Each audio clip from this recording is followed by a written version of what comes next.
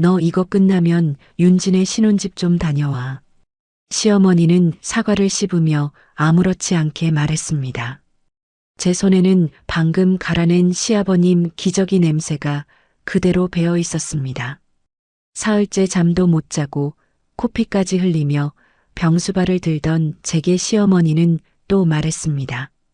너는 애도 없으니 시간은 남아돌 거 아니니? 남편도 거들었습니다.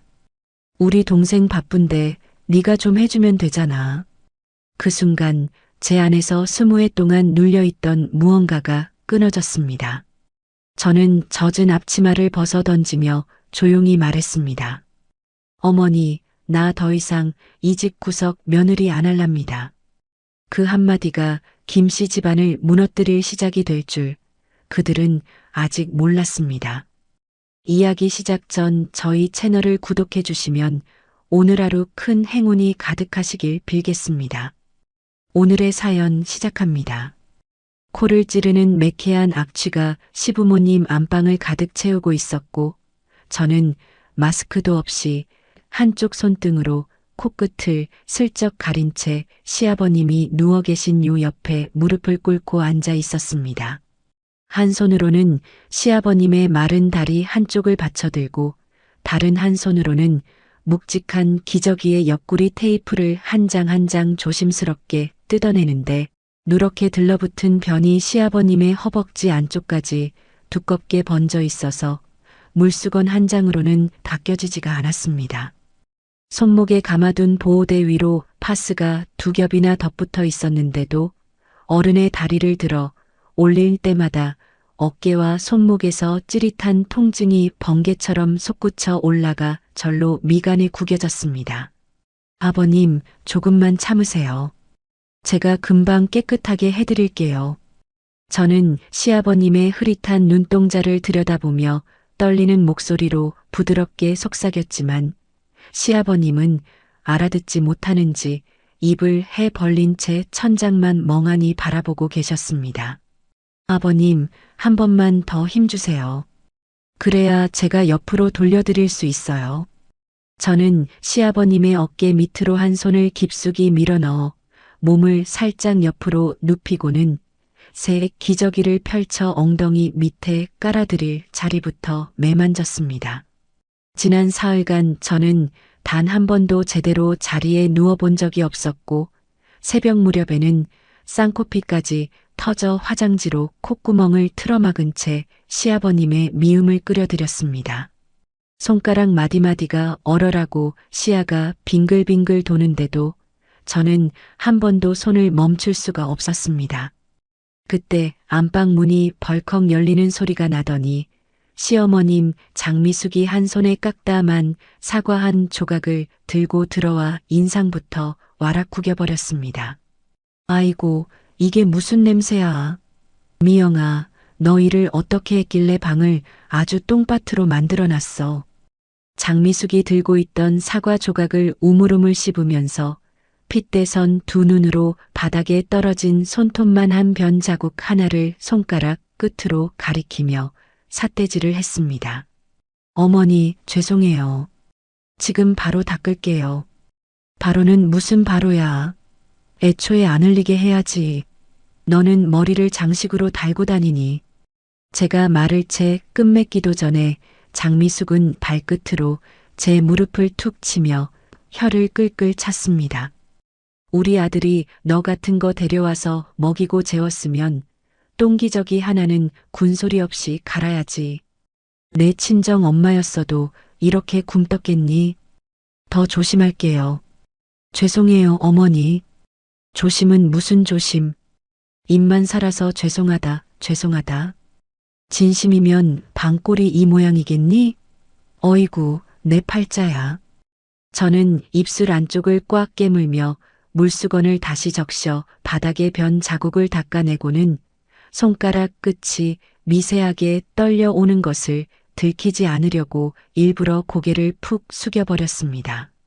장미숙은 그런 제 정수리를 잠시 내려다보다가 갑자기 무엇이 떠올랐다는 듯이 손뼉을 짝 마주쳤습니다. 아 참, 그렇지. 너 이거 끝나면 윤진의 신혼집 좀 다녀와. 저는 변 묻은 손을 멈추고 천천히 고개를 들어 장미숙의 얼굴을 올려다보았습니다. 윤지 아가씨 집이요? 그래. 우리 윤지가 가게 일도 하고 새신랑 챙기느라 얼마나 바쁜데. 집 청소할 정신이 있겠니? 신혼집이 돼지우리가 됐다는데 시댁 어른들이 오시면 그 망신은 누가 책임질 거야. 어머니, 저도 지금 몸살이 심해요. 새벽부터 코피도 났고요. 코피 좀 났다고 세상 무너졌니? 가서 화장실 물때까지 싹 벗겨놓고 와. 너는 애도 없잖아.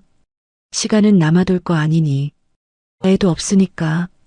그 5글자가 제 가슴 한복판에 무거운 못처럼 깊숙이 박혀 들어와 숨이 턱 막혀왔고 두 손에 들려있던 물수건이 저도 모르게 바닥으로 툭 떨어졌습니다. 결혼한 지 꼬박 20해가 흘렀지만 끝내 아이가 들어서지 않았다는 그 한 가지 이유로 김씨 집안 식구들은 저를 사람 취급조차 하지 않았습니다. 명절상 앞에서 친척 결혼식장 한가운데서 동네 슈퍼 한복판에서까지 장미숙은 저를 손가락질하며 씨바지 하나도 못한 며느리라 떠들어댔습니다. 왜 또 그런 눈으로 쳐다봐? 내가 없는 말 했니? 애 없는 건 사실이잖아. 서러우면 네가 낳았어야지. 장미숙이 사과 조각을 또 한 입 베어 물고는 저를 위아래로 훑어보며 콧소리를 길게 흘렸습니다. 저는 변이 묻은 두 손을 멍하니 내려다보며 그 자리에 한참 동안 굳어 있었고 손등 위로 푸르스름한 핏줄이 돋아오르더니 보호대가 땀과 물기에 젖어 누런 자국을 만들어내고 있었습니다. 지난 20해 동안 저는 새벽 5시면 어김없이 눈을 떠 남편 김윤석이 운영한다는 분식집 주방으로 출근했습니다. 가게 셔터를 직접 올리고 무거운 쌀자루를 끌어다 앉히고 김밥 속을 다듬고 어묵 국물을 우려내며 점심 손님 맞이를 준비하는 사이에도 시댁 살림이며 시부모님 끼니까지 챙겨야 했기에 저는 단 한순간도 허리를 펴고 앉아본 적이 없었습니다. 점심 장사가 끝나면 시댁으로 달려가 시아버님 약을 챙겨드린 뒤 다시 가게로 돌아와 저녁 장사를 준비했고 가게 일이 끝나고 나면 그날 번 현금을 챙기는 사람은 언제나 시어머님 장미숙이었습니다. 장미숙은 10,000원짜리 지폐를 한 장 한 장 침을 발라가며 세어보고는 통째로 자기 지갑 안쪽에 쑤셔 넣었지만 정작 며느리인 제 손에는 단돈 10,000원 한 장조차 쥐어준 적이 없었습니다. 미영아, 너 시집와서 쌀 한 톨 굶어 본 적 없잖니. 그런데 무슨 돈이 그렇게 필요해서 자꾸 손을 벌려. 어머니, 돈 달라는 게 아니에요. 가게 양념이 떨어져서 사야 해요. 그런 것도 네가 알아서 아껴 써야지. 네가 야무지질 못하니까 우리 윤석이만 죽어나는 거야. 장미숙의 그 말이 두 귀에 못이 박이도록 울려댔지만 저는 한 번도 그 말에 입을 떼지 못한 채 그저 고개만 끄덕여왔습니다. 그러던 어느 날부터 저는 시장에서 거스름 돈으로 받은 동전 몇 잎과 손님이 더 주고 간 잔돈 1,000원짜리 한 장을 한 푼, 두 푼 따로 모으기 시작했습니다. 안방 옷장 가장 깊숙한 곳에 묻어둔 오래된 한복 보자기 속에 빛바랜 통장 하나를 숨겨두고 1,000원짜리 한 장이 손에 들어올 때마다 그 통장을 살며시 펼쳐들고는 손바닥을 가만히 그 위에 얹어보곤 했습니다. 그 통장은 제게 그저 통장이 아니라 언젠가는 사람답게 한 번만이라도 살아보고 싶다는 작은 희망 한 조각을 품은 부적과도 같았습니다. 기저귀 갈던 손을 마저 움직여 시아버님께 새 기저귀를 채워드린 뒤 저는 묵직한 쓰레기 봉투의 입구를 2번, 3번 단단히 묶어들고 안방을 천천히 빠져나왔습니다. 거실에서는 막가게에서 돌아온 남편 김윤석이 빨래 바구니를 발로 툭툭 차며 신경질부터 부리고 있었습니다. 야, 강미영. 내 작업복 어디 갔어? 입을 게 하나도 없잖아. 김윤석은 제가 손에 든 기저귀 봉투를 보고도 인상부터 와락 찌푸리더니 거실 한복판에서 빨래통을 발로 한 번 더 거칠게 걷어찼습니다. 하루에 빨래 한 번 돌리는 것도 버거워? 집에서 도대체 뭘 하길래 이 꼴이야? 여보, 미안해. 아버님 기저귀랑 이불부터 빨다 보니까 작업복을 못 봤어. 못 봤어? 내가 아침에 분명히 작업복 빨라고 던져놨잖아. 눈은 떴다 뭐해? 저는 봉투를 한쪽 구석에 내려놓으며 시큰거리는 손목을 슬쩍 주물렀고 김윤석은 그런 제 손목을 흘끔 한번 내려다보더니 콧방귀부터 뀌었습니다. 손목? 또 엄살이야? 그렇게 아프면 남들은 어떻게 사는데? 그리고 어머니가 윤지 집 청소하라셨다며. 왜 아직도 안 갔어? 김윤석이 한 손으로 제 어깨를 쿡쿡 찌르며 현관 쪽으로 등을 떠밀듯이 손짓했습니다. 동생 신혼집 좀 치워주는 게 그렇게 억울해? 너 요즘 왜 이렇게 따지고 들어? 거실 소파에 다리를 떡하니 꼬고 앉아 사과를 마저 깎아먹던 장미숙이 그 모습을 보며 입꼬리를 슬쩍 위로 끌어올렸고 모자가 짠 듯이 저를 양옆에서 얼가매는 형국이 되었습니다. 우리 윤석이가 맞는 말했다. 미영아, 앞치마 벗고 당장 가.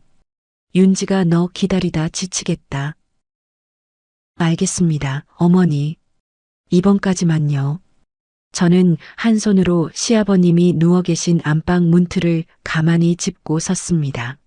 손바닥 아래로 거친 나뭇결의 감촉이 까슬하게 와닿았고 바로 그 순간 가슴 깊은 곳 어딘가에서 단단했던 무언가가 천천히 식어가는 소리가 들렸습니다. 저는 고개를 들어 거실 소파에 앉아 희죽거리는 시어머님과 그 옆에서 빨래통을 발로 굴리고 있는 남편의 얼굴을 천천히 번갈아 가며 바라보았습니다. 20해. 저는 김씨 집안에서 정확히 20해를 며느리라는 이름표 하나만을 단 채 살았습니다. 그러나 그 20해 동안 저는 단 한 번도 강미영이라는 제 이름 석자로 불려본 적이 없었습니다.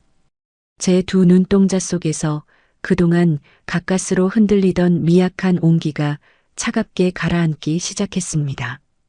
며칠 전 시누이 김윤지가 운영하는 동네 미용실 문턱을 넘어서던 그 순간을 저는 평생 잊을 수가 없습니다. 김윤지는 마흔을 코앞에 두고 늦깎이 결혼식을 올린 시누이로 미용실 한쪽 거울 앞에 다리를 꼬고 앉아 손톱에 매니큐어를 칠하다가 들어오는 저를 거울 속으로 흘끈 쳐다보았습니다. 옳게 왔네. 저기 구석에 빗자루 있지. 김윤지가 매니큐어 솔을 호로록 흔들며 턱 끝으로 한쪽 구석을 가리켰고 미용실 안에서 머리를 만지던 손님 두 분과 어린 직원 아이가 약속이나 한 듯 일제히 제 쪽으로 고개를 돌렸습니다. 아가씨, 머리카락 쓸라고요? 바닥 좀 깨끗하게 쓸어줘. 우리 가게 곧 단골 손님 오시는데 머리카락 굴러다니면 모양이 안 나잖아. 제가 아침부터 가게 일하고 와서 손목이 좀 그래서요. 잠깐 앉았다가 도와드리면 안 될까요? 옳게 그게 무슨 소리야.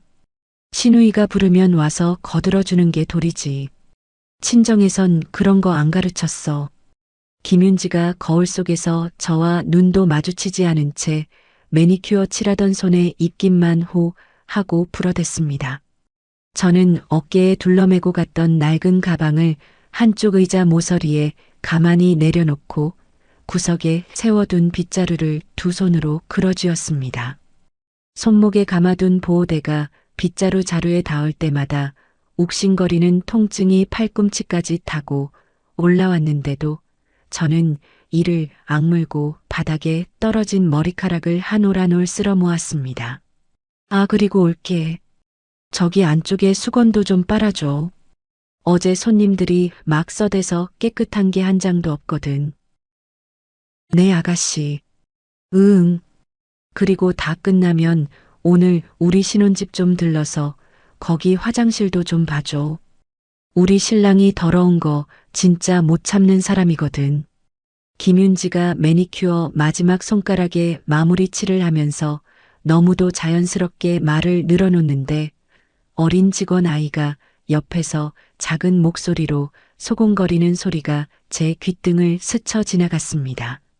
원장님, 저분 친언니세요? 아니야. 우리 올케야. 그냥 좀 부려 먹어도 돼. 김윤지가 어깨를 으쓱하며 입꼬리를 슬쩍 위로 올렸고 미용실 손님 한 분이 그 말에 푹하고 웃음을 터뜨려 버렸습니다. 저는 빗자루를 쥔 손에 힘을 꽉 주며 앞치마 주머니 안쪽으로 다른 한 손을 천천히 밀어 넣었습니다. 주머니 안에서 손가락이 휴대폰 모서리를 더듬더듬 찾아내자 저는 잠금 화면을 풀고 녹음 버튼을 살며시 눌렀습니다. 화면 한 귀퉁이에 빨간 점이 또렷하게 깜빡이는 것을 확인하고 나서야 손을 거두었고 그 순간부터 저는 김윤지가 내뱉는 모든 말을 한마디도 놓치지 않고 차곡차곡 담아두기로 마음먹었습니다. 아, 참 올게. 우리 신랑이 흰 셔츠는 손빨래해야 안 줄어든다잖아. 그것도 따로 빨아서 갖다 놔줘. 알겠습니다. 왜 또 그 목소리야? 뭐 불만 있어? 우리 오빠가 올케 시집 보내줘서 이만큼 사는 거 잊은 거 아니지? 아닙니다, 아가씨. 다 해드릴게요. 미용실 일을 마치고 늦은 저녁이 되어서야 가게로 돌아왔을 때 분식집 주방에는 손님들이 두고 간 그릇이 산처럼 쌓여 있었습니다.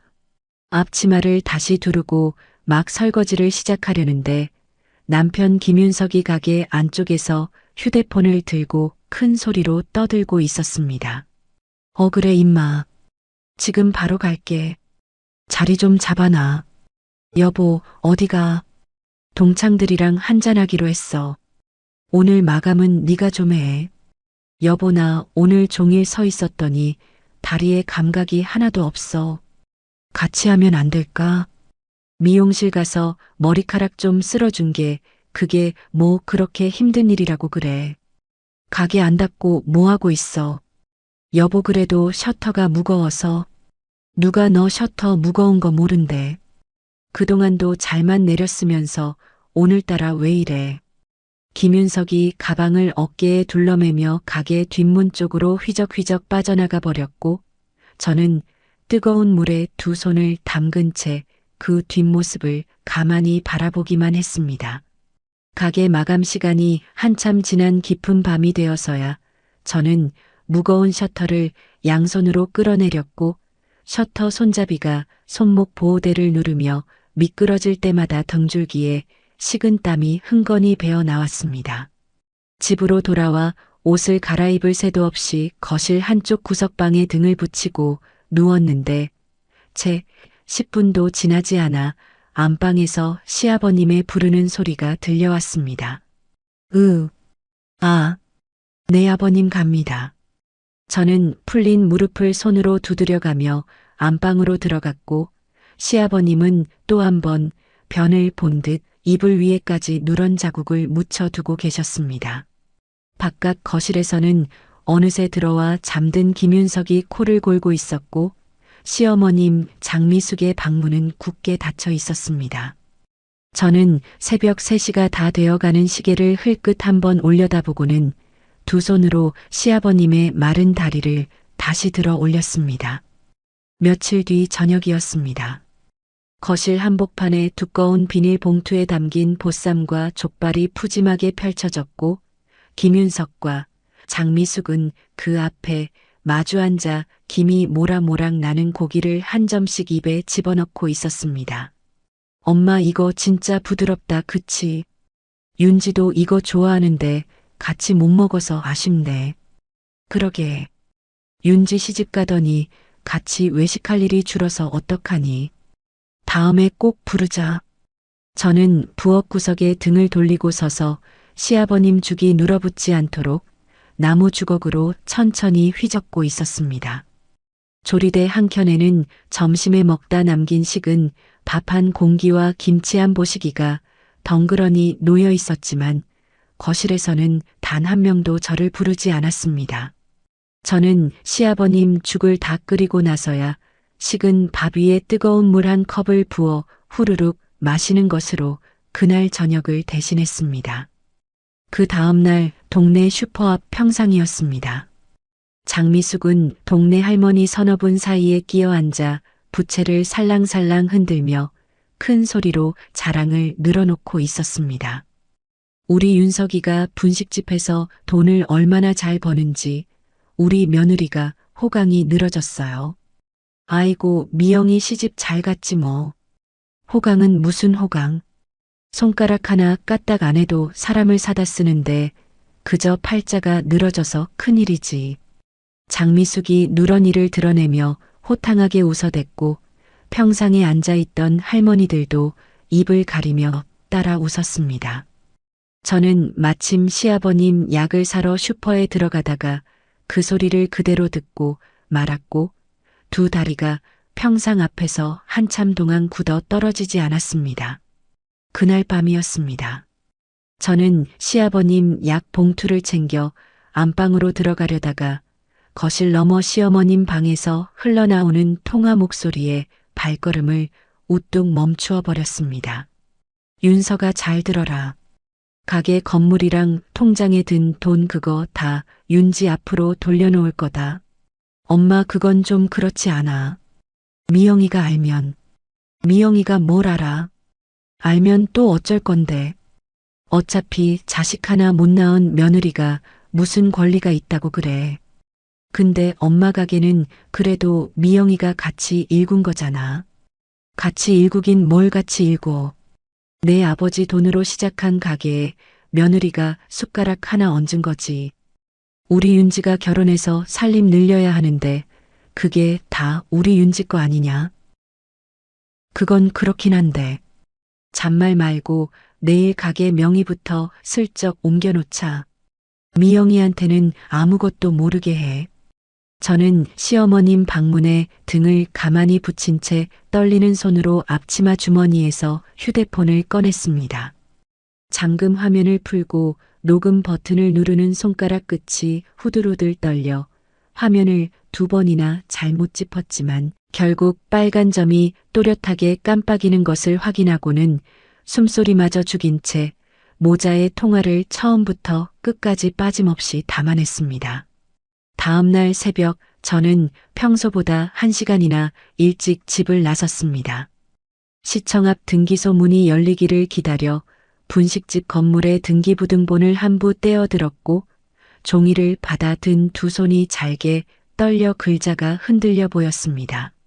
20해 동안 새벽부터 자정까지 그 가게 한복판에서 흘린 제 땀과 눈물이 종이 한 장 위에서는 아무런 흔적도 남기지 않은 채 김윤석 이름석 자로만 또렷하게 적혀 있었습니다.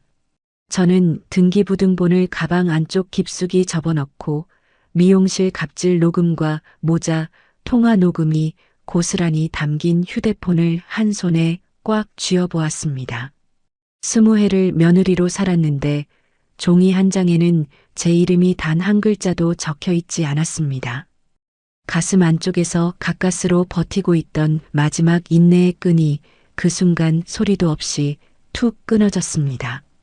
거실 한복판에 굳어 서 있던 저를 향해 장미숙이 소파에서 천천히 일어나 다가오더니 손에 들고 있던 작은 쪽지 한 장을 제 눈앞에 쑥 내밀었습니다. 잡아다라. 우리 윤진의 신혼집 현관 비밀번호다. 어머니. 별표 0349형. 들어가서 안방부터 거실까지 싹 다 쓸고 닦고 와. 윤지가 살림이 처음이라 그릇 정리도 제대로 못한다잖니. 어머니, 저 지금 진짜로 몸이 안 좋아요. 새벽부터 코피도 났고 아버지 기저귀 갈다가 허리도 영 못 펴겠어요. 코피 좀 났다고 호들갑은. 그리고 화장실 물때를 빠득빠득 다 벗겨놓고 와. 사돈댁 어른들이 오시면 그 망신을 어쩌라고 그래. 어머니, 진짜 한 번만 봐주세요. 다른 날에 가면 안 돼요. 그게 무슨 미친 소리니? 신우이가 부르면 그날 그 시간에 가는 게 며느리 도리지. 장미숙이 쪽지를 제 앞치마 주머니에 직접 쑤셔 넣으며 입가에 비릿한 웃음을 흘렸습니다. 애도 못 낳은 네가 도대체 하는 일이 뭐가 있다고 입을 대발씩 내미니. 밥통에 밥만 축내는 주제에 무슨 유세를 부려. 저는 손에 든 묵직한 쓰레기 봉투에 매듭을 한 번 더 단단히 졸라매며 손바닥에 손톱 자국이 깊게 박힐 때까지 주먹을 꽉 끌어쥐었습니다. 가슴 한복판에서 무언가가 부글부글 끓어오르는데 그것이 분노인지 슬픔인지조차 분간이 되지 않았습니다.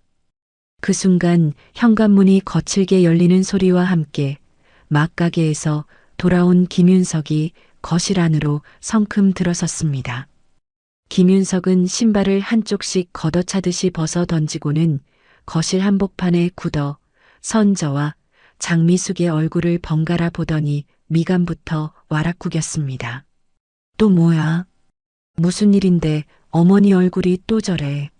내 마누라가 글쎄 신우이 신혼집 한번 치우러 다녀오라는데 입이 대빨이 나왔다 아니냐? 강미영, 너 또 시작이야. 김윤석이 거실 바닥에 가방을 내팽개치고는 성큼성큼 다가오더니 한 손으로 제 어깨를 거칠게 그러쥐고 현관 쪽으로 등을 밀어댔습니다. 넌 며느리 도리 하나 제대로 못해서 어머니 역정을 나게 하냐? 동생 좀 도와주는 게 그게 그렇게 싫어. 여보 나 정말 못 가. 못 가긴 뭘 못 가. 가라면 가. 여보 진짜로 못 가겠다고. 나 사람 좀 살자. 이 여자가 진짜 어디다 대고. 김윤석이 손바닥을 위로 치켜 올리며 저를 위협하듯 한 발 다가서던 그 순간 제 안에서 무언가가 쩌렁쩌렁한 소리를 내며 깨져나갔습니다. 저는 손에 들고 있던 묵직한 기저귀 쓰레기 봉투를 한번 크게 휘둘러 거실 한복판 마룻바닥에 있는 힘껏 내동댕이 쳐버렸습니다. 쾅! 무거운 봉투가 바닥을 치면서 입구가 와락 터져나갔고 시아버님의 변이 묻은 휴지와 더러운 물이 거실 바닥 위로 쫙 쏟아져 사방으로 튀어나갔습니다. 으악! 이게 무슨 짓이야? 미영이 인연이 미쳤나? 장미숙이 자기 발등에 튄 오물을 피하느라 뒤로 펄쩍 물러서며 비명을 질러댔고 김윤석은 두 손을 허공에 휘저으며 옆걸음질을 쳐댔습니다. 저는 두 발을 거실 한가운데 굳건히 디딘 채 핏발이 잔뜩 선 두 눈으로 시어머님과 남편의 얼굴을 천천히 번갈아 노려보았습니다. 잘 들으세요. 똑똑히 들어요. 나 더 이상 이 집구석 며느리 안 할라요. 뭐라고? 20회를 종업원으로 부려먹고 파출부로 부려먹고 똥기저귀 가는 간병인으로까지 부려먹은 것도 모자라서 이제는 신우이 화장실 물때까지 닦으라고요. 저는 거실이 떠나가도록 쩌렁쩌렁하게 소리를 질렀고 마룻바닥에 쏟아진 오물 위에 비치는 제 발끝까지 잘게 떨려왔습니다. 이 집구석에 강미영이라는 사람은 단 한 번도 살아본 적이 없어요. 며느리 옳게 마누라. 나는 그저 이름표 3개를 번갈아 단 공짜 일꾼이었다고요. 강미영, 너 진짜 죽을라고 그러나. 김윤석이 다시 한번 손을 치켜 올리며 한 발 다가서려 하자 저는 두르고 있던 앞치마를 거칠게 풀어내 김윤석의 얼굴을 향해 있는 힘껏 집어 던져버렸습니다. 앞치마가 김윤석의 코끝을 정확히 후려치자 김윤석은 어버버하며 두어 발자국 뒤로 휘청거렸습니다. 그 손 한 번만 더 들어 올려봐. 내가 오늘 당장 경찰에 신고를 할 테니까. 인연이 정말 미쳤네. 어머니도 잘 들으세요. 어머니가 우리 아버지 기저귀 한 번이라도 갈아본 적 있어요. 한 번이라도. 장미숙이 입을 벙긋거리며 한 발 뒤로 물러섰지만 끝내 단 한마디 대답도 내놓지 못한 채 입술만 부르르 떨고 서 있을 뿐이었습니다.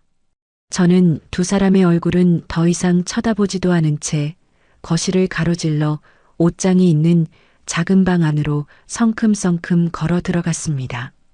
손이 떨려 옷장 손잡이가 자꾸 미끄러지는데도 저는 가장 깊숙한 곳에 묻어둔 한복 보자기 안에서 띠빠른 통장 한 권을 꺼내 손바닥 안에 꽉 그어쥐었습니다. 침대 밑에 처박혀 있던 가장 작은 캐리어를 한쪽 손으로 끌어내 옷가지 몇 벌과 속옷 두어 장만 대충 우겨 넣었고 통장은 캐리어 안쪽 깊숙한 주머니 안에 단단히 묻어두었습니다. 캐리어를 끌고 거실로 다시 나오자 김윤석과 장미숙은 오물이 튄 양말을 들고 어쩔 줄을 몰라 우왕좌왕하고 있었습니다. 강미영, 너 진짜 어디가? 청소도 마저 안 하고. 여보, 잠깐만.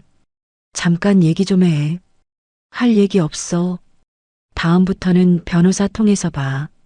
저는 캐리어 손잡이를 양손에 꽉 그어쥐고는 현관문을 박차듯이 활짝 열어젖혔습니다. 어머니, 우리 아버지 기저귀 오늘부터 어머니가 직접 갈아드리세요. 20해 동안 한 번도 안 갈아보셔서 손에 익으시려면 시간이 좀 걸리실 거예요.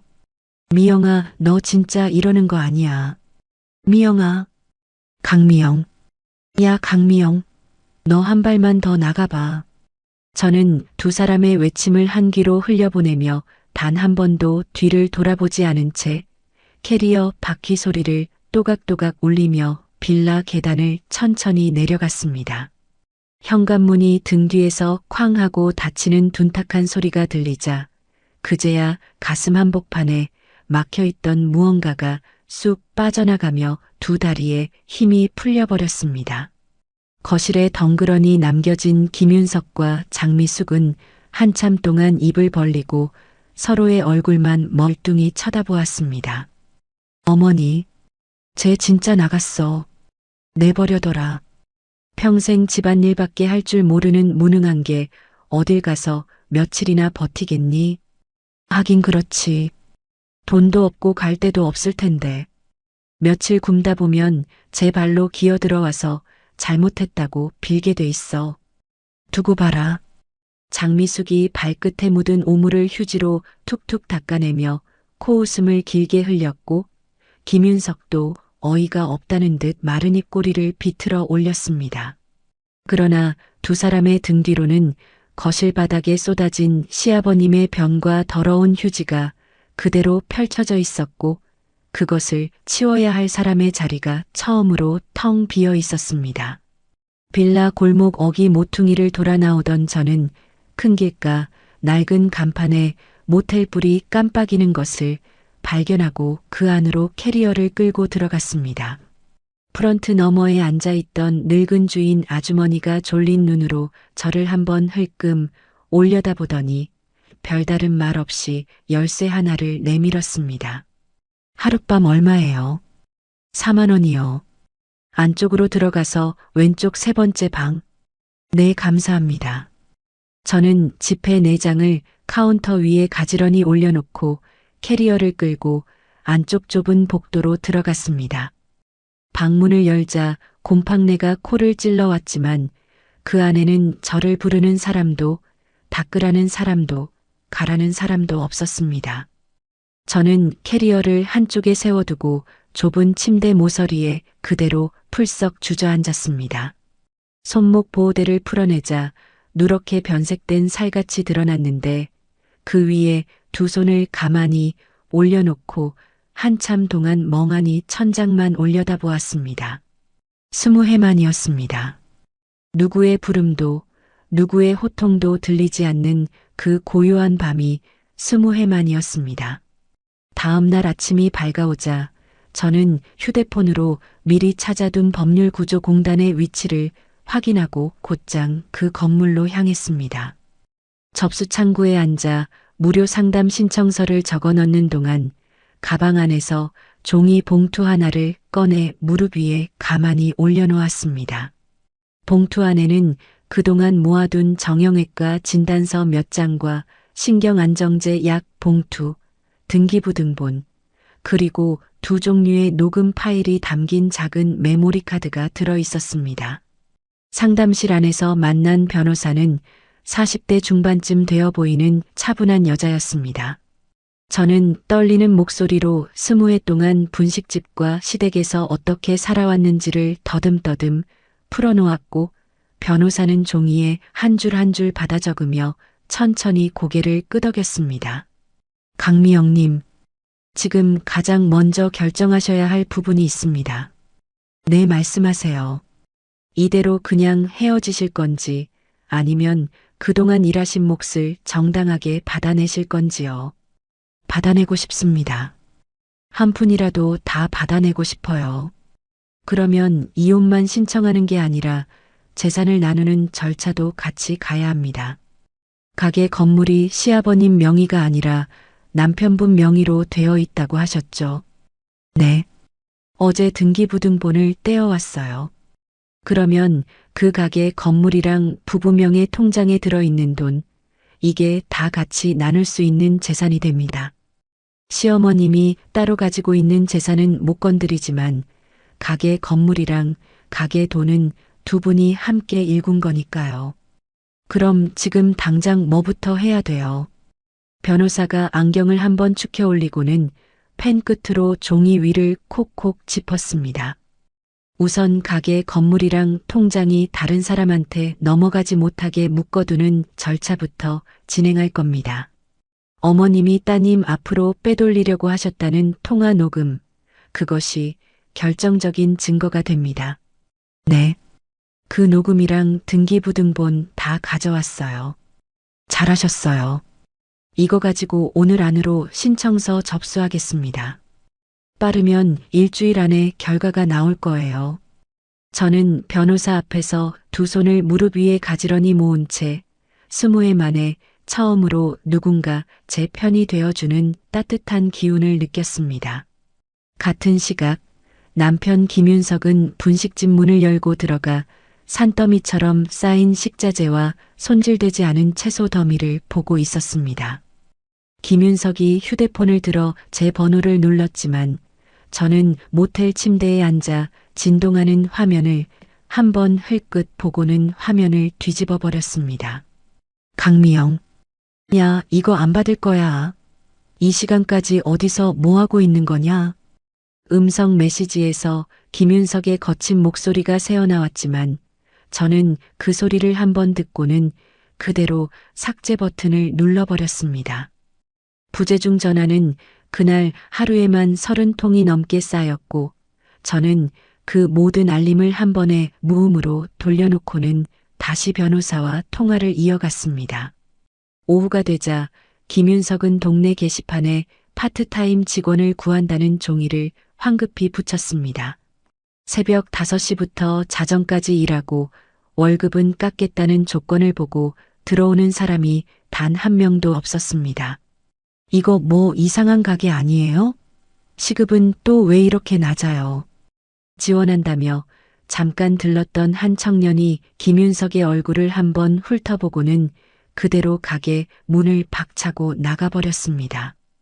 김윤석은 끓이다 만 어묵 국물 앞에서 머리를 두 손으로 쥐어뜯었지만 그 거대한 가게를 혼자 굴릴 방법이 더는 보이지 않았습니다. 같은 시각 시부모 집 안방은 더욱 처참한 꼴을 하고 있었습니다. 장미숙은 시아버님의 기저귀를 갈아보겠다며 안방으로 들어섰지만 문턱을 넘자마자 변 냄새에 코를 틀어막고 헛구역질부터 했습니다. 으욱, 이게 사람이 견딜 냄새냐? 으욱. 장미숙이 입을 손바닥으로 막은 채 안방 밖으로 황급히 뛰쳐나오더니 휴대폰을 들고 곧장 윤지의 미용실 번호를 눌렀습니다. 윤지야, 너 지금 당장 좀 와라. 엄마 죽겠다. 내 아버지 똥 기저귀를 누가 갈아? 엄마 무슨 소리야? 나 지금 손님 머리 만지고 있는데. 손님 다 보내고 빨리 와. 엄마 이거 진짜 못하겠어. 엄마 미쳤어. 내가 아빠 똥 기저귀를 어떻게 갈아? 그 냄새 한번 배면 우리 가게 손님 다 떨어진다고. 윤지야, 이런 말이 어디 있니? 아무리 그래도 친아버지인데. 엄마가 자초한 일이잖아. 옳게 도망가게 만든 게 누군데. 인연이 진짜 어디다 대고. 엄마, 나 진짜 바쁘니까 끊어. 다신 전화하지 마. 뚝. 윤지는 통화 종료 버튼을 매정하게 누른 뒤 휴대폰을 한쪽으로 휙 던져버렸고 장미숙은 휴대폰을 귀에 댄 채 한참 동안 멍하니 거실 한복판에 서 있었습니다. 안방에서는 시아버님이 또다시 우는 소리를 내며 며느리만 부르고 있었습니다. 미영아, 미영아 어디 갔니? 장미숙이 두 손으로 귀를 틀어막으며 거실 소파에 풀썩 주저앉아 버렸습니다. 며칠 뒤 오후 변호사가 신청한 재산 묶어두기 절차가 법원에서 받아들여졌습니다. 가게 건물과 부부명의 통장은 그날부터 김윤석이 마음대로 팔거나 빼돌릴 수 없게 단단히 잠겨버렸고 통화 녹음과 등기 정황은 재산을 빼돌리려 했다는 정황 잔고로 깔끔하게 정리되었습니다. 이튿날 점심 무렵 분식집 안에서 어묵을 휘젓고 있던 김윤석에게 우편물 하나가 도착했습니다. 누런 봉투를 뜯어든 김윤석의 얼굴이 한순간에 시뻘겋게 달아오르더니 그 자리에서 봉투를 손으로 와락 구겨 쥐었습니다. 이혼 소장이라고. 이게 무슨... 김윤석이 주방 식탁을 한 손으로 거칠게 뒤엎어 버리자 식탁 위에 놓여있던 그릇과 양념통이 바닥으로 와르르 쏟아져 내렸습니다. 그릇 깨지는 소리가 가게 안을 가득 메우는 가운데 김윤석은 곧바로 시어머님에게 전화를 걸어 거친 숨을 내쉬었습니다. 엄마, 그년이 진짜 변호사 쓰고 이혼 소장 보냈어. 뭐? 그게 무슨 소리야? 엄마 우리도 변호사 쓰자. 그년이 어디까지 가는지 한번 보자고. 그래라. 그깟 며느리 따위에 우리 김씨 집안이 휘둘릴 수는 없지. 돈 좀 들여서라도 그년 콧대를 꺾어놔야지. 장미숙이 부르르 떨리는 목소리로 큰 소리를 쳤고 김윤석도 가게 안 깨진 그릇 더미 위에 발을 굳건히 디딘 채 콧날을 잔뜩 축혀 올렸습니다. 그러나 두 사람 그 누구도 알지 못했습니다. 저는 이미 그 두 사람의 모든 거짓말이 담긴 녹음 파일을 변호사 손에 고스란히 쥐어준 뒤였습니다. 이혼 소장이 접수된 지 2달이 흐른 어느 날 오후 변호사 사무실 책상 너머로 차분한 목소리가 흘러나왔습니다. 강미영님, 가사조정 기일이 한 달 뒤 오전 10시로 잡혔습니다. 네 변호사님, 그 안에 제가 할 일은 따로 없을까요? 이쪽 증거 정리는 마무리되어 가니까요. 강미영님은 강미영님 일상을 단단히 다져두세요. 일하면서 돈을 벌고 계신다는 게 법원 앞에서도 가장 큰 힘이 됩니다. 저는 변호사 사무실을 나와 곧장 동네 변두리 골목으로 발걸음을 옮겼습니다. 시청 뒷길에서 한참을 걸어 들어간 곳에 작은 점포 하나가 셔터를 내린 채 비어 있었고 셔터 위에 붙은 임대 문의 종이를 한참 동안 올려다보았습니다. 점포 안은 8평 남짓 비좁았지만 통유리 너머로 햇살이 따뜻하게 바닥에 깔리고 있었습니다. 사장님, 여기 보증금이 얼마예요? 500에 월세 40이요. 권리금은 없어요. 제가 오늘 바로 계약하겠습니다. 부동산 사장 앞에서 망설임 없이 도장을 꺼내든 제 손끝이 가볍게 떨려왔지만 그 떨림은 더 이상 두려움이 아니었습니다. 저는 비상금 통장에 모아둔 1,000만 원의 소상공인 정책자금에서 빌린 소액 대출 1,500만 원을 더해 두 손에 잡힌 종잣돈으로 계약서 위에 도장을 꾹 눌렀습니다. 다음 날 새벽 4시 반, 저는 동대문 도매시장 한복판을 누비고 있었습니다. 어둠이 채 가시지 않은 시장 통로는 짐을 나르는 사람들의 발걸음과 호객 소리로 가득 들어차 있었고 저는 그 사이를 누비며 무 한 단 한 단을 두 손으로 직접 만져보았습니다. 사장님, 이 콩나물 한 박스에 얼마예요? 5,000원이요. 가져가실 거면 4,500에 드릴게. 한 박스 받을게요. 그리고 저 양파도 2망 부탁드려요. 새댁 장사하시나 봐요. 새벽에 안 졸리고 좋네요. 네, 사장님. 저 오늘부터 반찬 가게 시작해요. 저는 사장님 손에 10,000원짜리 2장을 가지런히 건네고는 거스름 돈을 받아들며 환하게 웃어 보였습니다. 20해 만에 거울 속 제 얼굴에 찌든 그늘 대신 가벼운 미소 한 가닥이 떠올라 있었는데 정작 저 자신에게도 그 모습이 낯설게만 느껴졌습니다. 같은 시각 김윤석의 분식집 주방은 정반대의 풍경을 그리고 있었습니다.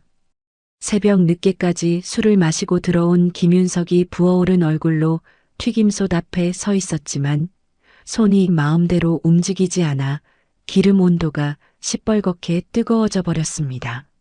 아니 이게 또 왜 이렇게 까매?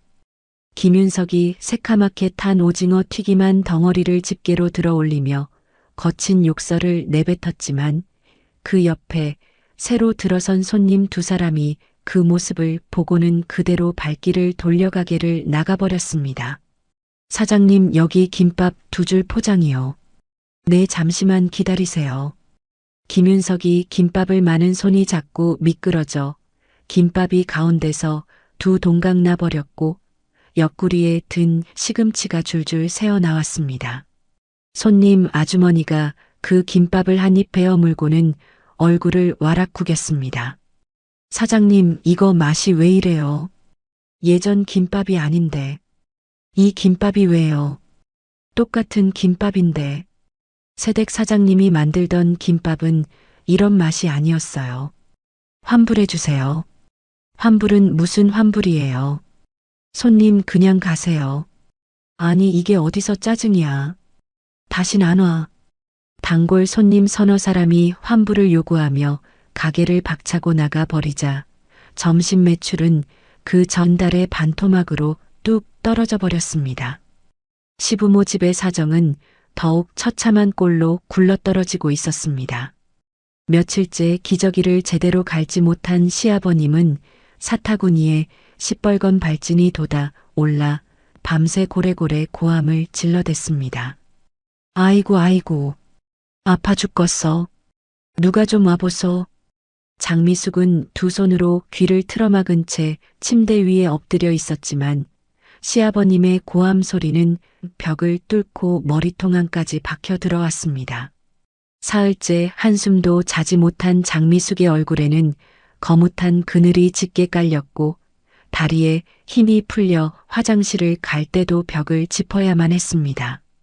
견디다 못한 김윤석이 비싼 일당을 약속하고 간병인을 한 명 불러왔지만 시아버님이 손에 잡히는 대로 물건을 집어던지며 난폭한 모습을 보이자 그 간병인은 단 하루를 못 버티고 도망쳐 버렸습니다. 사장님 죄송한데 저 못하겠어요. 다른 데 알아보세요. 누님 일당 2배로 드릴게요. 한 달만이라도 좀 해주세요. 2배가 아니라 5배를 줘도 못해요. 사람이 사는 집이 아니에요, 여기는. 간병인 2명, 3명이 줄줄이 도망을 친 끝에 김윤석은 시아버님을 요양병원에 모시려 알아보았지만 한 달에 200만 원이 훌쩍 넘는 병원비 앞에서 두 손을 떨어뜨릴 수밖에 없었습니다. 분식집 매출은 반토막이 났는데 식자재 대금과 가게 임대료, 거기다 작년에 받아놓은 사업자 대출, 이자까지 차곡차곡 밀려가고 있었기 때문이었습니다. 장미숙은 부르르 떨리는 다리를 끌고 윤지의 미용실 문을 거칠게 박차고 들어갔습니다. 손님 머리에 컬을 말고 있던 윤지가 거울 너머로 어머니의 얼굴을 발견하고는 표정부터 와락 일그러뜨렸습니다. 엄마 여기 왜 왔어? 손님 있는데. 손님이고 뭐고 너 지금 당장 집에 가서 아버지 간병해. 엄마 진짜 죽겠다. 내가 미쳤어.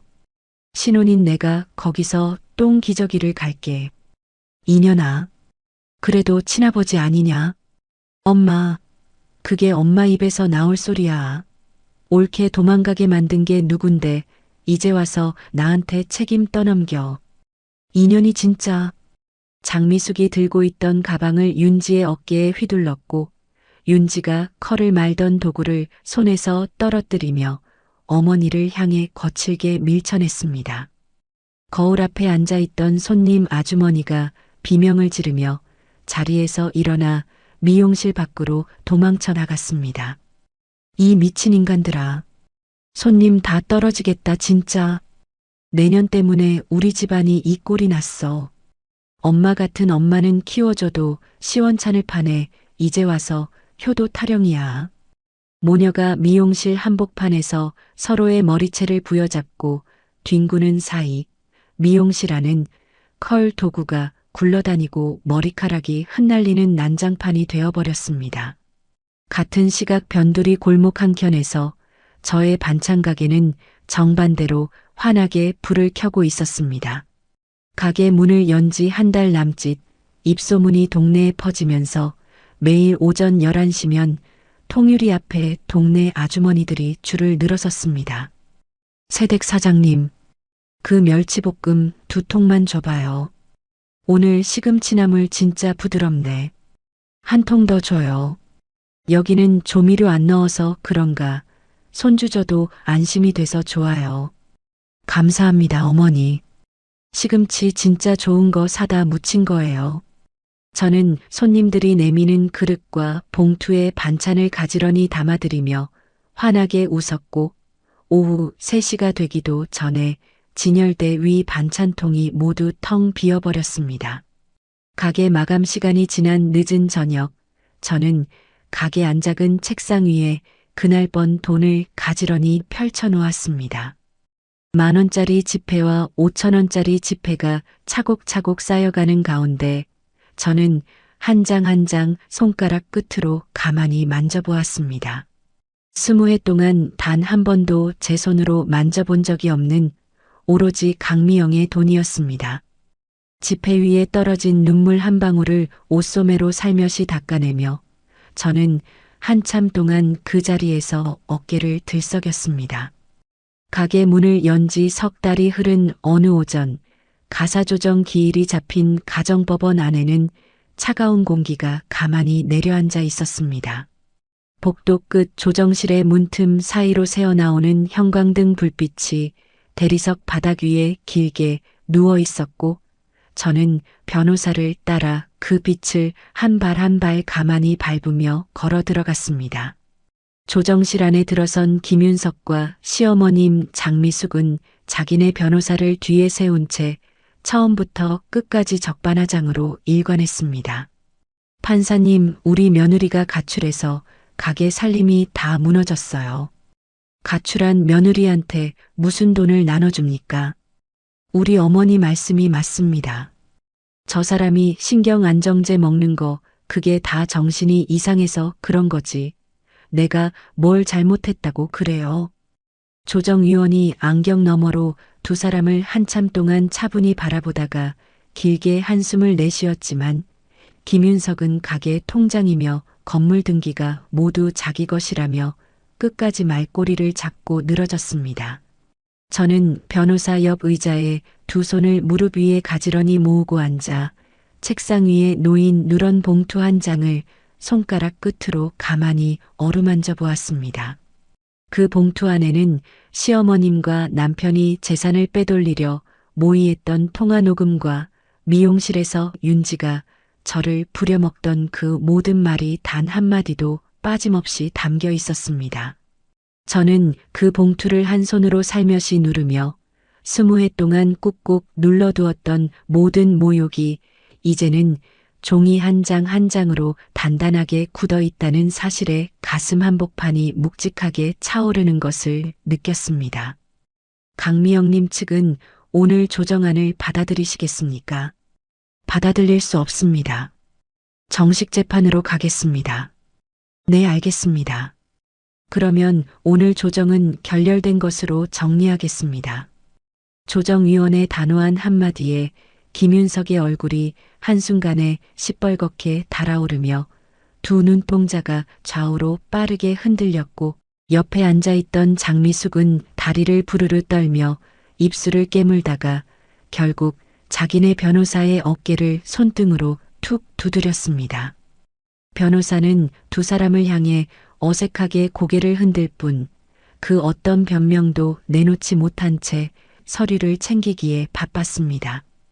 법원 정문을 빠져나오기 무섭게 우리 측 변호사가 미리 준비해둔 또 다른 종이 한 장이 김윤석 앞으로 송달되었습니다. 이게 또 뭐야, 변호사 양반. 가압류 결정문입니다.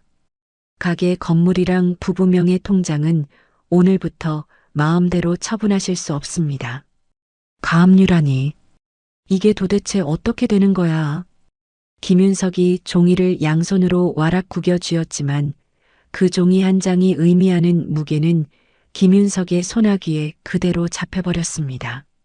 김윤석의 얼굴이 새파랗게 질려가는 모습을 저는 법원 계단 위에서 가만히 내려다보았고 그 순간 가슴속 깊은 곳에서 묵직했던 응어리 한 정어리가 천천히 풀려나가는 듯한 느낌이 들었습니다. 며칠 사이 식자재 대금 독촉 전화가 분식집으로 빗발쳤지만 통장에 손을 댈 수도 건물을 담보로 다시 돈을 빌릴 수도 없게 된 김윤석은 결국 가게 셔터에 임시 휴업 안내문을 한 장 붙이고는 가게 문을 닫아버렸습니다.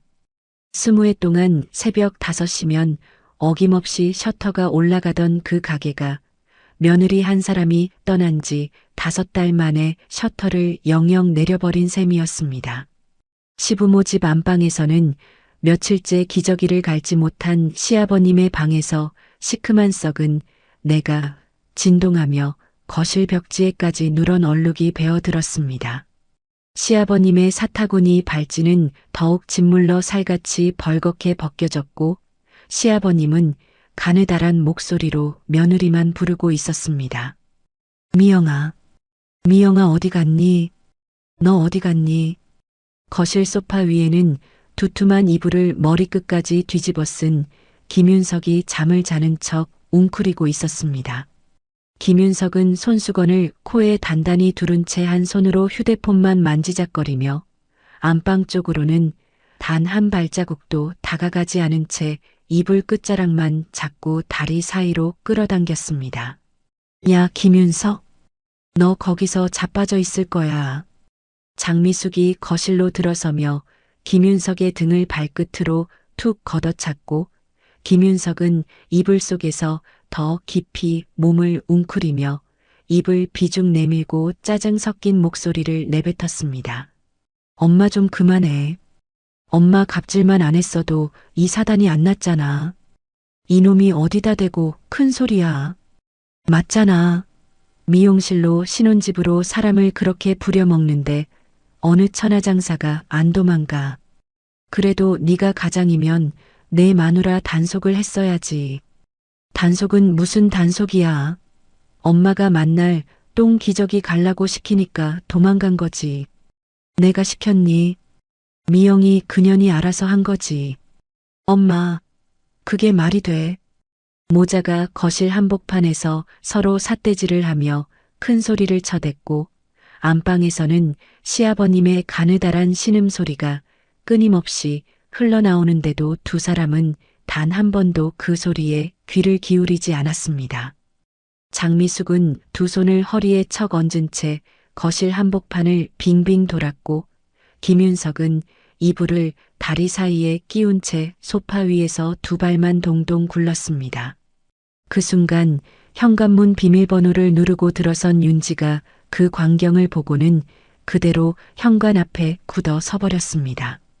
엄마, 오빠, 또 뭐 하는 거야? 윤지야 잘 왔다. 마침 너한테 돈 좀 빌려달라고 부르려던 참이었어. 뭐? 돈?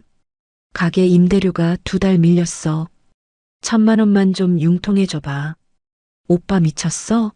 내가 무슨 돈이 있어. 윤지가 코끝을 찡그리며 거실 안쪽으로 두어 발자국 들어선 순간 안방에서 흘러나오는 시큼한 냄새가 코를 와락 찔러왔고 윤지의 얼굴이 한순간에 새파랗게 질려갔습니다. 윤지는 입을 손바닥으로 막으며 헛구역질을 시작했고 두 다리가 후들거려 거실 벽을 짚어야만 했습니다. 으욱, 이게 무슨 냄새야? 내 아버지 방에서 나오는 거 아니냐? 윤지, 너 잠깐만 들어가서 좀 받아오. 엄마 미쳤어. 나갈래. 다시는 이 집에 안 와. 윤지야. 윤지야, 잠깐만. 윤지는 어머니의 외침을 한 귀로 흘려보내며 가방끈을 꽉 그러쥐고는 신발을 짝짝이로 신은 채 그대로 현관문을 박차고 나가버렸습니다. 현관문이 등 뒤에서 쾅 닫히는 둔탁한 소리가 들리자 장미숙과 김윤석은 거실 한복판에 마주선 채 한참 동안 입을 벌리고 서로를 노려보기만 했습니다. 20해 동안 가족이라는 껍데기 하나를 둘러쓰고 서로의 고열을 빨아오던 김씨 집안은 만능 희생양 한 사람이 사라지자 그 안에서 단 한 명도 서로를 위해 손을 내밀 줄 모르는 빈 껍데기들 뿐이라는 사실을 적나라하게 드러내고 있었습니다. 그 다음 날 늦은 오후 김윤석은 동네 부동산을 통해 수소문 끝에 제 반찬 가게 위치를 알아냈습니다. 가게 골목 어귀에 한참을 숨어 서 있던 김윤석의 두 눈에 진열대 앞에 길게 줄을 늘어선 동네 아주머니들과 환하게 웃으며 반찬을 담아드리는 제 모습이 그대로 들어왔습니다. 새댁 사장님, 오늘도 이 시금치 진짜 부드러워. 감사합니다, 어머니. 잘 드시고 또 오세요. 깔끔한 새 앞치마를 가지런히 두르고 손님 한 분 한 분에게 환한 미소를 지어 보이는 그 모습은 김윤석이 알던 강미영과는 완전히 다른 사람의 얼굴이었습니다. 허리가 굽어있던 어깨가 곧게 펴져 있었고 늘 그늘이 깔려있던 두 눈 밑에는 새벽 시장 바람을 맞으며 핀 발그스레한 혈색이 돌고 있었습니다. 김윤석의 입술이 미세하게 떨려왔고 두 손이 주머니 안에서 주먹을 꽉 그어쥐며 풀어졌다가 다시 그어주기를 반복하는 사이 두 다리에 자기도 모르게 힘이 풀려 가로등 기둥의 어깨를 기대고 말았습니다. 가게 마감 시간이 되어 손님들이 모두 빠져나가자 저는 통유리 너머로 비치는 익숙한 그림자 하나를 알아보았습니다. 김윤석이 쭈뼛거리며 가게 문을 밀고 들어오더니 양손을 앞으로 가지런히 모은 채 어색한 미소를 지어 보였습니다. 미영아, 우리 얘기 좀 하자. 저는 행주를 손에 든 채 진열대 유리를 닦던 손길을 잠시 멈추고는 김윤석의 얼굴을 한번 천천히 올려다보았습니다. 20해 동안 매일같이 마주하던 그 얼굴이 오늘따라 처음 보는 사람의 얼굴처럼 낯설게만 느껴졌습니다. 무슨 얘기? 그동안 내가 잘못한 거 다 인정할게. 어머니가 너한테 한 거, 그것도 다 내가 사과할게. 그래서 집으로 돌아오자. 이혼 소장 그거 내가 취하 신청서 써줄게. 응? 김윤석이 한 발 다가서며 두 손을 제 앞으로 내밀어 보였지만 저는 그 손끝을 한번 천천히 내려다보고는 코웃음을 길게 내쉬었습니다. 그 손에는 20해 동안 단 한 번도 제 손을 다정하게 잡아준 적이 없는 굵고 거친 손가락 마디들이 그대로 박혀 있었습니다. 가게 망하니까 이제 와서 같이 일해달라는 거지. 내가 그것도 모를 줄 알았어. 미영아, 진짜 그게 아니야. 내가 너한테 진심으로. 손 치워. 저는 단 한 번도 흔들리지 않는 목소리로 김윤석의 손을 매몰차게 쳐내고는 가게 한쪽에 놓아둔 굵은 소금 한 줌을 한 손에 와락 집어 들었습니다. 두 번 다시 내 가게 앞에 어른거리지 마. 우리 사이에 남은 건 법정에서 볼 일밖에 없어. 미영아, 잠깐만. 저는 손에 그어진 굵은 소금을 김윤석의 발끝을 향해 확 뿌려버렸고 굵은 알갱이가 김윤석의 바짓단 위로 자라락 흩어져 떨어졌습니다. 김윤석이 두 손으로 바짓단을 털어내며 어쩔 줄 몰라 하는 사이 저는 가게 안쪽으로 발걸음을 돌리며 셔터를 천천히 끌어내려 버렸습니다. 셔터가 김윤석의 코끝 바로 앞에서 쾅 하고 멈추는 소리가 가게 안을 가득 메우는 그 순간 저는 등 뒤로 흘러나오는 김윤석의 거친 숨소리를 단 한 번도 돌아보지 않았습니다. 며칠 뒤 아침나절 가게 셔터를 막 끌어올리고 진열대를 정리하던 저는 통유리 너머로 들려오는 익숙한 목소리에 손길을 우뚝 멈추었습니다. 가게 앞 골목 한복판에서 시어머님 장미숙이 두 손으로 가슴팍을 부여잡은 채 큰 소리로 울음을 터뜨리고 있었고 그 옆에는 김윤석이 어깨를 푹 늘어뜨린 채 어머니의 팔을 붙들고 있었습니다. 두 사람의 등 뒤로는 출근길 동네 상인들이 하나둘씩 발걸음을 멈춰 모여들고 있었습니다. 아이고 며느리야. 미영아 한 번만 봐주라. 응? 장미숙이 두 무릎을 가게 앞 시멘트 바닥 위에 털썩 내려놓더니 두 손바닥을 비비며 머리를 깊숙이 조아렸습니다. 아버지가 글쎄 며느리만 찾으셔. 어제도 밤새도록 미영아 미영아 그러시는데 내가 어떻게 그 얼굴을 봐. 미영아 어머니가 진짜 잘못했대. 한 번만 와서 아버지 얼굴이라도 한 번만 봐줘. 김윤석이 어머니 옆에 같이 무릎을 꿇으며 두 손을 머리 위로 가지런히 모았고 동네 상인 네댓 사람이 그 광경을 보며 입을 가리고 수군거리기 시작했습니다. 저는 가게 안에서 통유리 너머의 그 광경을 가만히 내려다보았고 두 손은 진열대 모서리를 가볍게 짚고 있었지만 단 한 줄기의 떨림도 그 안에서 흘러나오지 않았습니다. 세댁 사장님, 저분들 사장님 시댁 식구들이라면서요. 한번 봐드리는 게 어때요? 옆 가게 떡집 아주머니가 가게 안으로 고개를 빼꼼 내밀며 안타까운 목소리로 거들었지만 저는 그 말을 한번 가만히 듣고는 입꼬리를 천천히 끌어올렸습니다. 아주머니, 저분들이 우리 가게 앞에서 영업 방해를 하고 있는 거예요. 다른 게 아니라요. 아, 그런가. 저는 행주로 손끝을 천천히 닦으며 가게 한쪽에 놓아둔 휴대폰을 손에 그려쥐고는 망설임 없이 112 번호를 차분하게 눌렀습니다.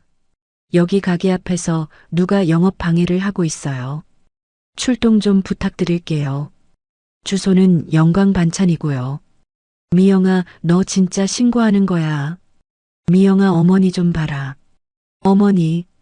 가게 앞에서 무릎을 꿇고 있던 두 사람이 일제히 고개를 들어 저를 향해 손을 휘저었지만 저는 휴대폰을 귀에서 떼면서 단 한 번도 두 사람의 얼굴을 마주보지 않았습니다. 5분도 지나지 않아 동네 파출소에서 경찰 두 사람이 도착했고 가게 앞 골목에는 어느새 구경꾼이 한 줄로 늘어서 있었습니다. 사장님 무슨 일이세요? 저 두 분이 우리 가게 앞에서 무릎을 꿇고 큰 소리로 울며불며 영업을 방해하고 있어요. 아이고 경찰관님. 우리는 그냥 가족이라서 얘기 좀 하러 온 거예요. 가족끼리 왜 이러는데? 맞아요. 우리 며느리한테 잠깐 말 좀 하러 온 거지 영업 방해는 아니에요. 장미숙과 김윤석이 동시에 경찰관 앞에서 두 손을 휘저으며 발뺌을 했고 김윤석은 한 손으로 제 어깨를 잡으려고 두어 발자국 다가서기까지 했습니다. 저는 김윤석의 손을 한 발 옆으로 비켜서며 차분한 목소리로 경찰관을 향해 말을 이어갔습니다. 경찰관님, 저 두 분과 저는 지금 이혼 소송 중이고요. 서류상 남남입니다. 그리고 이 가게는 제 명의로 등록된 사업장이에요. 네, 알겠습니다, 사장님. 그리고 두 분께 분명히 말씀드릴게요. 오늘부터 우리 가게 반경 100m 안으로 단 한 발자국도 들이지 마세요. 한 번만 더 어른거리면 그땐 정식으로 접근 금지 신청합니다. 저는 두 사람의 얼굴을 단 한 번씩만 차례로 마주보며 한마디 한마디를 또렷하게 끊어 말했고 장미숙은 마치 뺨이라도 맞은 듯 입을 벙긋거리며 그 자리에 굳어 서버렸습니다. 김윤석은 두 손을 양옆으로 늘어뜨린 채 한참 동안 멍하니 가게 통유리 너머에 제 얼굴을 바라보다가 결국 어머니의 팔을 잡아 끌고는 골목 밖으로 비척비척 빠져나가 버렸습니다. 같은 시각 윤지의 미용실에는 한 통의 전화가 빗발치듯 걸려오고 있었습니다. 시댁 시어머님이 직접 거신 전화의 끝자락에는 무거운 한마디가 묵직하게 박혀 있었습니다. 윤지야, 너희 친정에 무슨 일 났니? 동네에 소문이 다 났더라. 우리 집안 망신살이 뻗치겠어. 윤지는 통화를 끊고 나서 입술을 부르르 떨다가 결국 휴대폰을 한 손에 꽉 그러쥐고는 제 번호를 거칠게 눌러댔습니다. 올케, 도대체 우리 친정에 무슨 짓을 한 거야? 무슨 짓이라니? 무슨 말이에요, 아가씨? 올케 가출한 거 동네에 다 소문나서 우리 시댁에서 나한테 뭐라는데? 올케 때문에 내 결혼 생활까지 흔들리잖아. 아가씨, 올케가 그냥 참고 살았으면 이런 일이 안 났을 거 아니야. 올케 때문에 우리 식구가 다 망했어. 저는 가게 한쪽 의자에 가만히 앉아 그 말을 끝까지 들은 뒤 한 손으로 휴대폰의 메시지 창을 천천히 열었습니다. 미용실 갑질 녹음 파일 하나를 손가락 끝으로 살며시 눌러 첨부한 뒤 빈 메시지 창에 단 한 줄을 또박또박 적어 넣었습니다. 아가씨, 잘 들어봐요. 한 번 더 전화하면 이 녹음을 아가씨 시댁 어른들 단톡방에 그대로 올릴게요.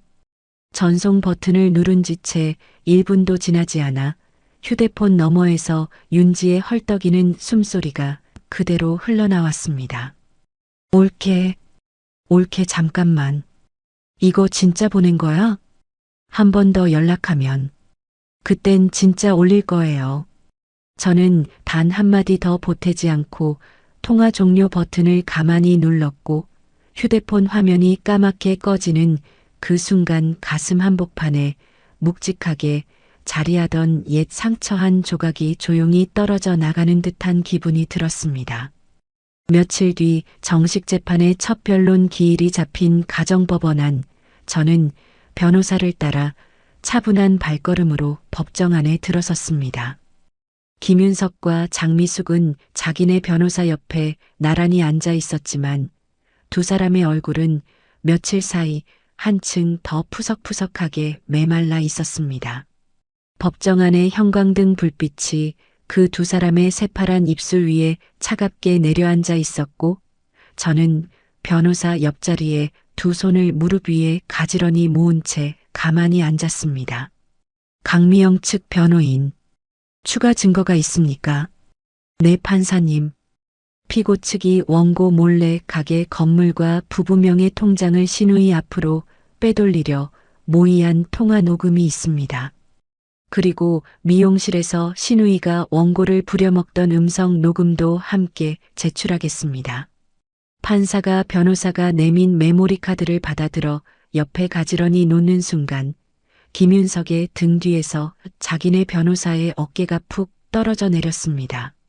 김윤석은 두 손으로 머리를 감싸 쥔 채 책상 위에 이마를 깊숙이 박았고 장미숙은 입술이 새파랗게 질려가는 가운데 어떤 변명도 끝내 입 밖으로 꺼내지 못했습니다. 판사가 서류를 한참 동안 들여다보고는 천천히 마이크 앞으로 고개를 들었습니다. 본 재판부는 원고가 분식집 운영과 시부모 간병에 기여한 정도가 매우 크다고 판단합니다. 또한 피고와 시어머니가 재산을 은닉하려 한 정황도 명백하게 인정됩니다. 저는 변호사 옆에서 두 손을 무릎 위에 가지런히 모은 채 판사의 입에서 흘러나오는 한마디 한마디를 빠짐없이 가슴에 새겨들었습니다. 이에 따라 피고는 원고에게 위자료 3천만 원을 지급하고 분식집 건물 지분 절반과 부부명의 통장 잔액의 절반을 분할하여 지급하라. 판결문이 채 끝나기도 전에 김윤석이 그 자리에 풀썩 주저앉으며 두 손으로 머리카락을 쥐어뜯었고 옆에 있던 장미숙은 한 손으로 뒷목을 부여잡고 의자에서 미끄러져 바닥에 그대로 나뒹굴어 버렸습니다. 어머니, 어머니. 장미숙이 두 다리를 버둥거리며 바닥에서 신음소리를 냈지만 정작 김윤석조차 자기 어머니를 부축할 정신이 없는지 그 옆에 머리를 박은 채 미동도 하지 않았습니다. 법정 안에 있던 그 누구도 장미숙에게 손을 내미는 사람이 없었고 저는 그 풍경을 단 한 번 차분히 내려다보았습니다. 20회 동안 똥 기저귀를 갈고 분식집 셔터를 내리고 시누이 머리카락을 쓸어 모았던 두 손이 이제 무릎 위에서 가지런히 모여 있었습니다. 저는 두 사람의 무너진 모습을 한 번 더 천천히 내려다본 뒤 변호사와 함께 법정 문을 향해 발걸음을 옮겼습니다. 법정 문이 등 뒤에서 묵직하게 닫히는 소리가 들리는 그 순간 저는 마침내 가슴 가장 깊은 곳에서 차오르는 통쾌한 숨 한 번을 길게 내쉬었습니다. 이혼 판결이 확정되고 석 달이 흐른 어느 늦은 봄날 시청 앞 큰 사거리에 위치한 도로변 상가에 환한 간판 하나가 새로 내걸렸습니다. 영광반찬이라는 5글자가 흰 바탕 위에 또렷하게 박혀 있었고 그 아래 작은 글씨로 대표 강미영이라는 이름 석자가 가지런히 적혀 있었습니다. 저는 변두리 골목에서 운영하던 가게를 새로 분할받은 재산으로 큰 도로변 상가로 확장 이전했고 가게 면적은 예전의 3배에 가까웠습니다. 사장님, 이쪽 진열대는 어디다 놓을까요? 창문 쪽으로 가지런히 붙여주세요. 햇살이 잘 드는 자리에 반찬을 늘어놓아야 손님들 눈에도 맛있게 보이거든요. 사장님 손이 너무 빠르세요. 저희가 따라가기가 벅차요. 제가 새벽 시장만 20년 다녔잖아요. 손이 알아서 움직여요. 저는 새로 채용한 직원 두 사람에게 차분하게 자리를 일러주며 한 손에 들고 있던 새 앞치마를 가만히 어루만져 보았습니다.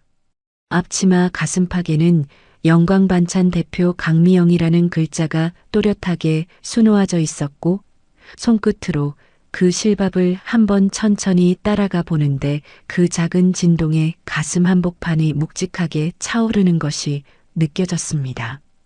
같은 시각 옛 분식집이 있던 골목 어귀에서는 정반대의 풍경이 펼쳐지고 있었습니다. 김윤석의 분식집은 끝내 식자재 대금과 임대료를 감당하지 못한 채 간판을 내렸고 셔터 위에는 임대문이라는 종이 한 장만 덩그러니 붙어 펄럭이고 있었습니다. 건물 지분 절반마저 분할로 잃어버린 김윤석은 그날부터 새벽 5시면 노란 조끼를 두른 채 동네 인력시장 앞에 서서 일감을 받기 위해 다른 사람들 사이에 머리를 숙이고 줄을 서야만 했습니다. 오늘은 철근 나르기 한 군데에 미장 잡일 한 군데 있어요. 손 드시는 분. 여기요. 저요. 아저씨 어디 일해보셨어요? 손이 너무 곱네. 분식집 했어요. 분식집 사장이 여기까지 오셨네. 일단 오늘은 미장 보조로 갑시다.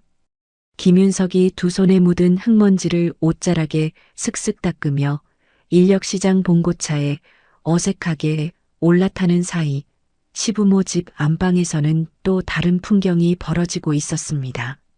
장미숙은 분식집 매출이 끊긴 그날부터 빚쟁이들의 독촉 전화에 시달리기 시작했고 결국 견디다 못해 윤지의 신혼집 비밀번호를 누르고 들어가려 했습니다. 그러나 윤지의 시어머님이 이미 그 모든 사정을 알아버린 뒤였고 윤지는 어머니의 손목을 차갑게 뿌리쳤습니다. 엄마, 우리 시어머니 알아. 더 이상 우리 집에 들어오지 마. 윤지야, 너 엄마한테 이러는 거 아니야. 잠깐만 머물 데가 없어서 그래. 엄마가 올케한테 한 거. 그거 우리 시어머니 단톡방에 다 돌았어. 나 이혼당하기 직전이야. 윤지야, 엄마가 자초한 일이야. 윤지가 매정하게 현관문을 닫아버리는 그 순간 장미숙은 좁은 복도 한켠에 가방을 내려놓은 채 그 자리에 한참 동안 굳어 서 있었습니다. 그날부터 장미숙은 좁은 월세방 한 칸을 어렵게 구해 시아버님을 모시고 들어갔습니다. 방 안에는 변 냄새가 진동했고 장미숙은 두 손에 비닐장갑을 끼고 시아버님의 똥 기저귀를 직접 빨아내야만 했습니다. 아이고, 내 신세야. 이게 무슨 꼴이야. 장미숙이 세면대 앞에 굽은 등을 길게 늘어뜨린 채 똥 묻은 천을 비비며 오열했고 등 뒤에서는 시아버님이 가느다란 목소리로 또다시 며느리를 찾고 있었습니다. 미영아 어디 갔니? 장미숙은 두 손을 세면대 가장자리에 짚은 채 한참 동안 어깨를 들썩였습니다. 20해 동안 며느리에게 시켜왔던 그 모든 일이 이제는 자기 두 손으로 그대로 되돌아오고 있었습니다. 같은 시각 도로변 상가에서는 영광 반찬의 새 매장 오픈 행사가 한창이었습니다. 가게 안에는 동네 단골 손님 10여 분과 새로 들어온 직원 2사람, 그리고 그동안 저를 도와준 변호사까지 한자리에 모여 있었습니다. 사장님, 축하드려요. 이 큰 가게가 다 사장님 거예요. 여러분이 도와주신 덕분이에요. 우리 다 같이 잘해봐요. 저는 직원들과 함께 작은 샴페인 한 병을 들어 올렸고 펑하는 경쾌한 소리와 함께 거품이 솟구치며 가게 안에 환한 박수 소리가 가득 들어찼습니다. 바로 그 순간 가게 통유리 너머로 흙먼지 묻은 작업복을 입은 한 사람이 어색한 걸음으로 다가오는 모습이 보였습니다. 김윤석이었습니다. 가게 문을 살며시 밀고 들어선 김윤석의 얼굴은 며칠째 면도를 하지 못해 거뭇한 수염이 무성했고 손등에는 굳은 살이 두툼하게 박혀 있었습니다. 미영아, 잠깐만 얘기 좀 하자. 무슨 얘기? 나 이제 진짜로 갈 데가 없어. 한 번만, 정말 마지막으로 한 번만 도와줘. 김윤석이 두 손을 가지런히 모아 앞으로 내밀었지만 저는 손에 들고 있던 샴페인 잔을 천천히 내려놓으며 김윤석의 얼굴을 한참 동안 가만히 마주 보았습니다. 20해 동안 매일같이 보아온 얼굴이었지만 그 안에서 단 한 줄기의 익숙함도 더는 느껴지지 않았습니다. 여긴 영광 반찬이야. 손님 아니면 들어오지 마. 미영아, 강미영, 한 번만 가. 2번 다시 찾아오지 마. 저는 단 한 번도 흔들리지 않는 차분한 목소리로 또박또박 끊어 말했고 손가락 끝 하나 미세하게 떨리지 않았습니다. 김윤석은 두 다리를 후들거리며 한 발짝 뒤로 물러서더니 결국 어깨를 푹 늘어뜨린 채 가게 문을 천천히 밀고 나갔습니다. 저는 통유리 너머로 비틀거리며 사라지는 김윤석의 뒷모습을 가만히 바라보았습니다. 그 자리에는 미움도 연민도 안쓰러움도 단 한 줄기 남아있지 않았고 오로지 처음 만난 낯선 행인을 바라보는 듯한 무관심만이 자리하고 있을 뿐이었습니다. 가게 정리를 마치고 늦은 저녁이 되어 저는 가게 문을 잠그고 큰 길가 인도를 천천히 걸어 내려왔습니다. 가방 안쪽 깊숙한 곳에서 낡고 늘어난 손목 보호대 하나를 한 손으로 꺼내 들었습니다. 20해 동안 시아버님의 기저귀를 갈고 분식집 그릇을 닦으며 단 한 번도 벗어본 적이 없던 그 보호대였습니다. 저는 그 보호대를 잠시 손바닥 위에 올려놓고 가만히 내려다보았고 곧이어 가로등 옆 쓰레기통 안으로 거침없이 던져 넣었습니다. 탁! 그 한 가지 소리에 20해 묵은 무게가 단번에 떨어져 나갔습니다. 집으로 돌아온 저는 책상이 거울 앞에 가만히 앉아 새로 만든 명함 한 장을 손바닥 안에 가지런히 펼쳐 놓았습니다. 영광반찬 대표 강미영.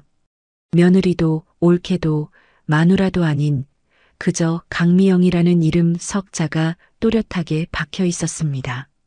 저는 그 글자 위를 손가락 끝으로 천천히 어루만지며 거울 속 제 얼굴을 한참 동안 들여다보았습니다. 어디에도 그늘이 보이지 않았고 어디에도 굽은 어깨가 남아있지 않았습니다. 다음 날 새벽 동쪽 하늘에서 밝아오는 햇살이 도로변 상가 유리창 위로 따스하게 내려앉고 있었습니다.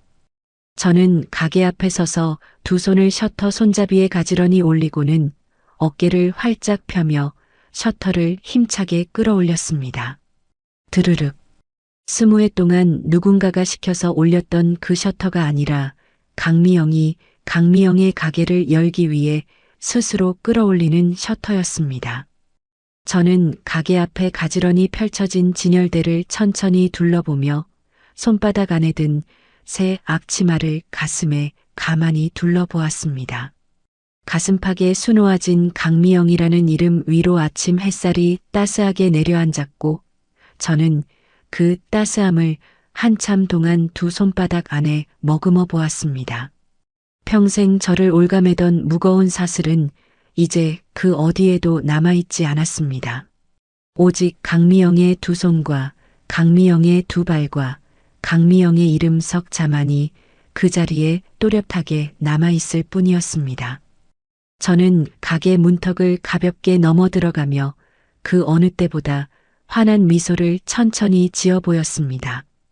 인생톡톡 시청자 여러분, 강미영의 이야기를 끝까지 함께 해주셔서 진심으로 감사합니다. 한평생 누군가의 며느리로, 아내로, 어머니로만 살아오신 분들이라면 강미영의 마음 한 자락, 가슴 어딘가에 따스하게 닿으셨으리라 믿어요. 참는 것만이 미덕은 아닙니다. 자신을 지켜내는 일 또한 그 어떤 미덕보다 귀한 일입니다. 늦었다 싶은 그 순간이 어쩌면 새 인생을 시작하기에 가장 빠른 때인지도 모릅니다. 오늘 화면 앞에 앉아 계신 모든 어머님들, 부디 당신의 이름 석자를 잊지 마세요. 당신은 누구의 무엇이기 이전에 그 자체로 가장 귀하고 빛나는 한 사람입니다. 이야기를 끝까지 들어주셨다면 잘 들었다고 댓글 하나만 남겨주세요. 구독과 좋아요를 눌러주시는 모든 분들이 행복하시길 기원합니다. 오늘 함께 해주셔서 정말 감사합니다.